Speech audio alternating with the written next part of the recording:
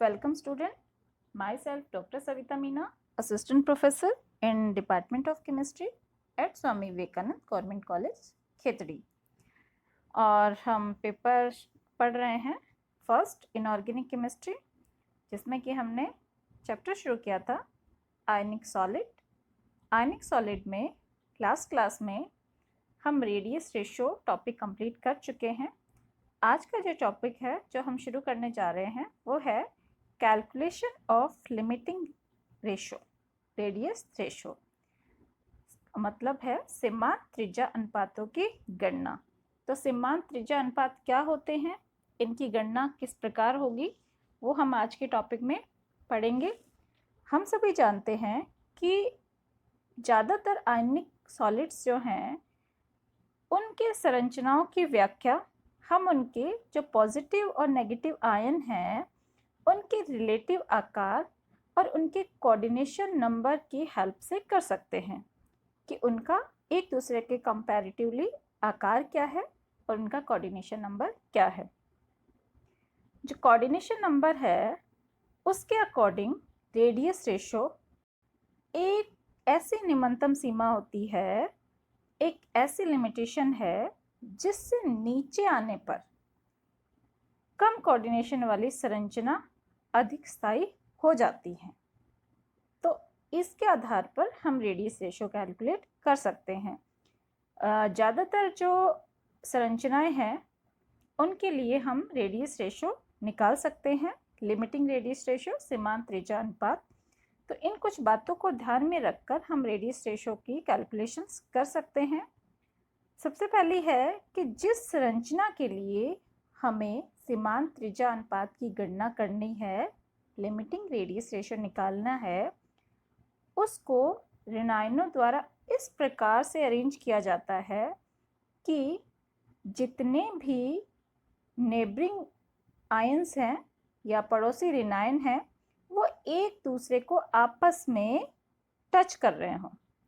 उससे क्या होगा कि जो केंद्रीय परमाणु है उसके साथ एक ज्यामिति का निर्माण होता है और इन ऋणायनों के मध्य में जो रिक्त स्थान रह जाता है उनमें एक ऐसे आकार का धनायन हम रख सकते हैं, फिट कर सकते हैं, जो कि सभी ऋणायनों को स्पर्श करता हो। कुल मिला के जितने भी ऋणायन हैं वो एक दूसरे को स्पर्श करें और उनके स्पर्श करने के बाद में जो बीच का स्पेस बचेगा वहाँ पर हम एक धनायन रखेंगे। उस धनायन से भी सारे ऋणायन टच करने चाहिए, उससे एक ज्यामिति का निर्माण होता है और जिसका केंद्रीय ज्यामिति के केंद्र पर, जिसका जो केंद्र है वो ज्यामिति के केंद्र पर पड़ता है। कुछ एग्जाम्पल्स भी हैं, जैसे टेट्राहेड्रल संरचना है, उसके लिए त्रिज्या अनुपात अगर हम बात करें तो उसके लिए हमें 4 ऋणायन इस तरह से अरेंज करने होंगे कि वहाँ पर एक टेट्राहेड्रल स्ट्रक्चर का निर्माण हो सके। तो इसी के कॉन्टिन्यूशन में हम अलग अलग एग्जाम्पल्स लेंगे, अलग अलग स्ट्रक्चर कोऑर्डिनेशन नंबर के अकॉर्डिंग, और उनके त्रिज्या अनुपात की हम लिमिटिंग रेडियस रेशो की हम कैलकुलेशंस करेंगे। फर्स्ट बात करते हैं limiting radius ratio for octahedral structure. अब यहाँ पे हमने क्या किया कि हम लिमिटिंग रेडियस रेशो निकाल रहे हैं, उसका निकाल रहे हैं जिसकी संरचना ऑक्टाहेड्रल है, अष्टफलकीय है।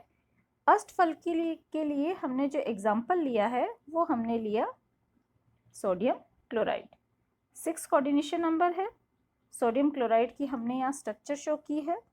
स्ट्रक्चर में हम यह देख सकते हैं जो पॉजिटिव और नेगेटिव आयंस है उनको दिखाया गया है। क्लोराइड नेगेटिव आयन है जिनको सॉलिड जो कि ठोस है थोड़े बड़े साइज़ के हैं, सोडियम इनको छोटे साइज़ के सॉलिड से हम शो कर सकते हैं। इसका अगर हम एक तरह से सरफेस कट करके दिखाएं एज ए गोले के रूप में तो ये हम देख सकते हैं, ये हो गया हमारा क्लोराइड के लिए, और जो छोटे गोले हैं वो है सोडियम के लिए। ये 2 डायमेंशनल व्यू है जो पैकिंग दिखा रहा है sodium chloride in sodium chloride में जो सोडियम की पैकिंग है किस तरह से है, और ये शो कर रहा है face of the unit cell. और ये दूसरे स्ट्रक्चर में हम यहाँ देख सकते हैं, plane is just the face of the unit cell, कि ये जो प्लेन हमने लिया है एक यूनिट सेल का एक फेस है। तो सोडियम क्लोराइड के इस ऑक्टाहेड्रल स्ट्रक्चर में क्लोराइड का जो अरेंजमेंट है वो FCC है। FCC का मतलब होता है फेस सेंटर क्यूबिक। और जो सोडियम आयन है वो ऑक्टाहेड्रल जो होल्स बने हैं क्लोराइड आयन के द्वारा, उन होल्स में प्रेजेंट होते हैं। और एक सोडियम आयन 6 क्लोराइड आयन से, एक क्लोराइड आयन 6 सोडियम आयन से घिरा होता है इस ऑक्टाहेड्रल संरचना के लिए, जिनका त्रिज्या अनुपात हम बता सकते हैं किस तरह से निकाला जाएगा। अब अष्टफलकीय संरचना के लिए यहाँ पर हमने ये स्ट्रक्चर ली है।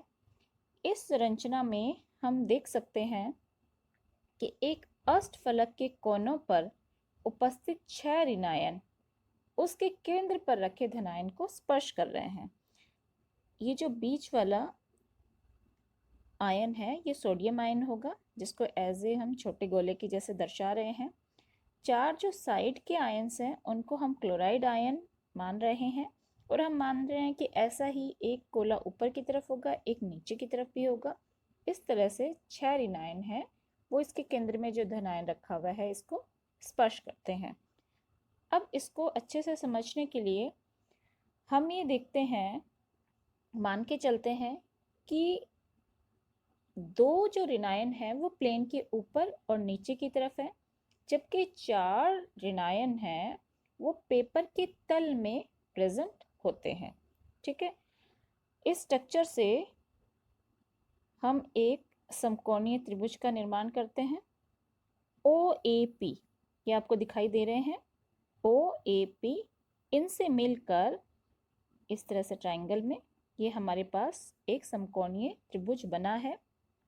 ये सभी हम जानते हैं कि इसके अकॉर्डिंग जो इसका OA है, ये जो लाइन है वो क्या होगा, AP और OP इन दोनों के स्क्वायर से के एडिशन से बनेगा। तो यहाँ पर हुआ OA square equals to AP square और OP स्क्वायर, ये से देख सकते हैं। अब OA स्क्वायर क्या है, OA है हमारा जो ऋणायन का जो ऋणायन के लिए हमने एक गोला लिया है और जो धनायन के लिए गोला लिया है, उन दोनों की टोटल त्रिज्या को बताता है। OA ये त्रिज्या है R प्लस और R माइनस इन दोनों की टोटल। तो इसको हमने यहाँ पर लिखा R प्लस R माइनस। अब हम बात कर रहे हैं AP। AP हमारे पास क्या है, जो AP है ये वाली लाइन ये इक्वल्स टू है AQ, मतलब ये त्रिज्या जो है इधर काउंट करो या इधर काउंट करो इसका सेम होगा। तो AP इक्वल्स टू AQ और AP और AQ ये इक्वल्स टू OP, मतलब ये तीनों लाइन बिल्कुल सेम है। ठीक है, इन सब के लिए जो हमारे पास त्रिज्या है ये इसको हम शो कर रहे हैं R माइनस से। ठीक है, अब R माइनस से शो करने का मतलब ये है कि हम OA की जगह हम रख सकते हैं R प्लस और R माइनस का होल स्क्वायर, और AP को हमने क्या किया, AQ से बताया, OP से बताया। तो कुल मिला के ये है जो हमारे पास AP है वो तो हो गई हमारी जो धनायन की त्रिज्या है वो ये वाली, तो ये हमने R प्लस का स्क्वायर लिखा। और जो OP है उसको हम मानते हैं ये ऋणायन की त्रिज्या, तो इसको हमने लिखा R माइनस का स्क्वायर। अब इनका अंडर रूट लेने पर हम ये देख सकते हैं, ये स्क्वायर हमने यहाँ से रिमूव किया, स्क्वायर रिमूव करने पर ये हो गया R प्लस R माइनस, और ये हो गया √2R minus after using the square. ठीक है, R प्लस को अगर हम अलग करें तो जो R माइनस है ये इस तरफ आ जाएगा, तो इसको माइनस करने पर ये होगा √2 माइनस 1। तो इसका मतलब √2 की वैल्यू हमें पता है। अब इस R माइनस को यहाँ लेके जाते हैं, R plus upon R minus equals to हमारे पास निकलेगा √2 की वैल्यू होती है 1.414 और -1 है। ये हमारा हुआ रेडियस रेशो। रेडियस रेशो क्या होता है? जो धनायन है और ऋणायन है उनकी त्रिज्या का हम अनुपात निकालते हैं। ठीक है, और यहाँ पर ये r- ही होंगे दोनों, क्योंकि r- और r+ की त्रिज्या है, हम इस तरह से इक्वली मान रहे हैं। ये जो बड़ा गोला है ये हमारे पास r- है, इसलिए ये r- होगा। अब उसके बाद r+/r- इक्वल्स टू हुआ 0.414। तो limiting radius ratio for octahedral complexes के लिए हमारे पास होगी 0.414। तो इस तरह से ये हमने जो ऑक्टाहेड्रल कॉम्प्लेक्स है उसके लिए लिमिटिंग रेडियस रेशियो निकाला है। नेक्स्ट हम बात करेंगे limiting radius ratio for tetrahedral complexes. तो टेट्राहेड्रल कॉम्प्लेक्सेस के लिए रेडियस रेशियो हम निकाल सकते हैं। हमने एक क्यूब लिया है, ठीक है, एक घन लिया है, और घन के कोने पर हम क्या कर रहे हैं, ए तथा इस कोने पर मिलने वाली तीनों फलकों की जो विकर्णीय कोने हैं बी सी डी, एक हमने लिया ए, और इसके जो तीन कोने कौन से होंगे? तीन कोने हो गए बी, और एक कोना हो गया सी, और एक कोना हो गया डी। इन कोनों पर यदि हम 4 ऋणायन रख दें तो उनके केंद्र पर एक चतुष्फलक का निर्माण होता है, जिसे हम इस डायग्राम में भी देख सकते हैं। कैसे? ये ए हुआ 1 2 3 बी सी डी, इनको अगर हम ऐसे मिलाते हैं तो एक तरह से एक हमारे पास टेट्राहेड्रल स्ट्रक्चर बनती है, जो इस डायग्राम में दिखाई भी दे रही है। इस टेट्राहेड्रल स्ट्रक्चर के अगर केंद्र पर हम कोई ओ बिंदु रखे हैं जिससे कि सभी ऋणायन आपस में स्पर्श कर रहे हैं, हमने क्या किया, यहाँ पर कोई धनायन रखा, ठीक है, जिसको हम ओ से बता रहे हैं। हम ये कह रहे हैं कि यहाँ पे भी कोई ऋणायन होगा, सी पे भी कोई ऋणायन होगा, ए पे भी कोई ऋणायन होगा, और ए डी पे भी कोई ऋणायन होगा। तो ए बी सी डी पर अगर 4 ऋणायन है तो वो मिलकर एक चतुष्फलक का निर्माण करते हैं, और उसका जो सेंटर है उस पर अगर कोई धनायन माने तो हम ये कह सकते हैं कि धनायन चारों ऋणायनों को टच कर रहा है और ऋणायन द्वारा एक टेट्राहेड्रल स्ट्रक्चर का निर्माण हो रहा है। अब इस टेट्राहेड्रल स्ट्रक्चर में जो केंद्र पर ओ हमने रखा है धनायन पर, सभी ऋणायन एक दूसरे को टच कर रहे हैं। ओ से हम क्या करते हैं, एडी पर, ये जो ओ है इससे हम क्या कर रहे हैं, ये जो एडी है इस पर एक लंब डालते हैं, ठीक है, एक लाइन हम ड्रॉ कर रहे हैं जिसको हम लंब बोल रहे हैं। इस लंब को हमने पॉइंट आउट किया है ओ पी, तो ये लंब हो गया हमारे पास ओ पी। तो इस तरह से एक समकोणीय त्रिभुज का निर्माण हुआ। समकोणीय त्रिभुज कौन सा बना? ओ पी ए, ठीक है। तो ये ओ ए पी है, ये हमारे पास एक राइट एंगल ट्राइंगल हुआ। तो इससे हम ये कह सकते हैं ओ A square, O A square कौन सा है, जो ये विकर्ण है, O A square equals to O P square plus A P square, जो कि अभी हमने ऑक्टाहेड्रल कॉम्प्लेक्स में भी देखा था, ठीक है। अब ओ ए हमारे पास क्या है, ओ ए है, इसमें आधी त्रिज्या तो आ रही है ऋणायन की और आधी त्रिज्या आ रही है धनायन की, तो हमने लिखा O A equals to R plus R minus. A P क्या है, ए पी ये हमारे पास ये है, ठीक है, तो ये हमारे पास ऋणायन है जो ये इस तरह से दिखा रखा है, तो ये होगी आर माइनस, और तो 2OP, 2OP क्या हुआ, 2OP मतलब ये है कि हमने OP में हमारे पास ऋणायन की त्रिज्या भी है, धनायन की त्रिज्या भी है, तो 2OP को हमने DE से किया। ये जो DE है इसमें हम देख सकते हैं ऋणायन भी कवर हो रहा है और धनायन भी कवर हो रहा है, तो एक OP इस DE का आधा है, 2OP मतलब इन दोनों को अगर मिलाएं तो ये DE के इक्वल है।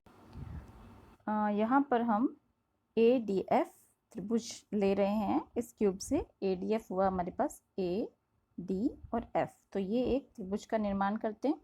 इस ADF में हम ये कह रहे हैं AD स्क्वायर, ये AD स्क्वायर जो कि दिख रहा है इस गोले की त्रिज्या BC में आ रही है, इस गोले की त्रिज्या BC में आ रही है।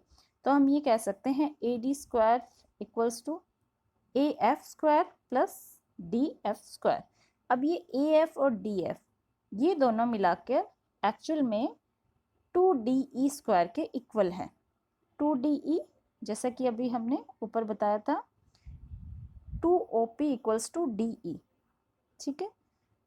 तो 2DE स्क्वायर के इक्वल है और इसको हम इस तरह से कह सकते हैं AD इक्वल्स टू √2DE, ठीक है। AD हमारे पास क्या है, 2 ऋणायन है तो ये हो गया 2R माइनस और ये हो गया √2 और ये जो DE है ये हुआ हमारे पास इक्वल्स टू 2OP, क्योंकि ये जो OP है उसको हम एक OP को इसका आधा मानते हैं तो 2OP इक्वल्स टू हुआ हमारे पास DE। तो इस तरह से OP इक्वल्स टू क्या हुआ, OP को निकालने के लिए हम कहेंगे √2 अपॉन 2R अपॉन √2। तो दोनों में ही हमारे पास ये R बाहर आ गया और ये हो जाएगा 1/√2R minus. Okay, now OA, OP and AP values in equation 1। ये जो हमने वैल्यूज निकाली हैं OA की जो हमारे पास ये है, उसके बाद OP की 1/√2R माइनस और जो AP है इनकी वैल्यूज हम इस फर्स्ट इक्वेशन में रखेंगे। AP हमने पहले ही देख लिया था R माइनस है, OP 1/√2R माइनस निकला है और हमारे पास OA जो है ये R प्लस R माइनस। तो इन इक्वेशंस को सब वैल्यूज़ को इक्वेशन फर्स्ट में रखने पर, ये हमने इक्वेशन फर्स्ट में रखी तो ये हो गया R प्लस R माइनस का whole square, OP square equals to 1/2 R minus का square, AP square equals to R minus का स्क्वायर और इन दोनों का जो टोटल है वो है हमारे पास 3/2 R माइनस का स्क्वायर। उसके बाद ये हमने R प्लस R माइनस का जो स्क्वायर लिया था वो था 3/2 R माइनस स्क्वायर। अब जो स्क्वायर हटाने पर, ये स्क्वायर हमने यहाँ से हटाया तो यहाँ पर हो गया ये स्क्वायर भी हट जाएगा, √3/2 R माइनस। R प्लस की वैल्यू निकालने के लिए R माइनस हम इस तरफ शिफ्ट करते हैं, ये हो जाएगा √3/2 R माइनस, ये हो गया।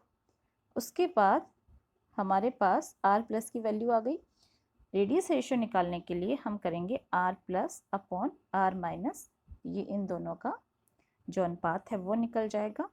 R प्लस जो धनायन है उसकी त्रिज्या अपॉन ऋणायन की त्रिज्या इक्वल्स टू हो गया √3/2 माइनस 1, ठीक है। So that R plus upon R minus क्या हुआ, √3/2 के लिए जो वैल्यू है उसका मान है 1.225 माइनस 1। तो हमारे पास रेडियस रेशियो जो त्रिज्या आई वो आई 0.225, क्योंकि √3/2 की वैल्यू होती है 1.225। 1.225 में से हमने माइनस किया -1, तो हमारे पास ऑक्टाहेड्रल कॉम्प्लेक्स के लिए जो त्रिज्या का अनुपात है चतुष्फल की संरचनाओं के लिए त्रिज्या अनुपात का निम्नतम मान, लिमिटिंग रेशियो मतलब निम्नतम मान जो आया है वो आया 0.225।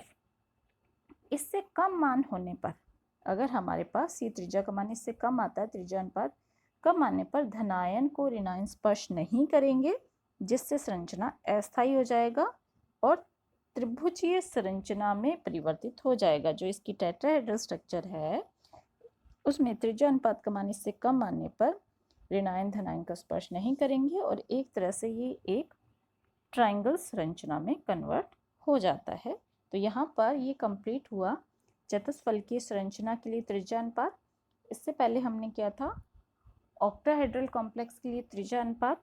आज का टॉपिक यहीं कंप्लीट करते हैं। नेक्स्ट हम पढ़ेंगे नेक्स्ट क्लास में।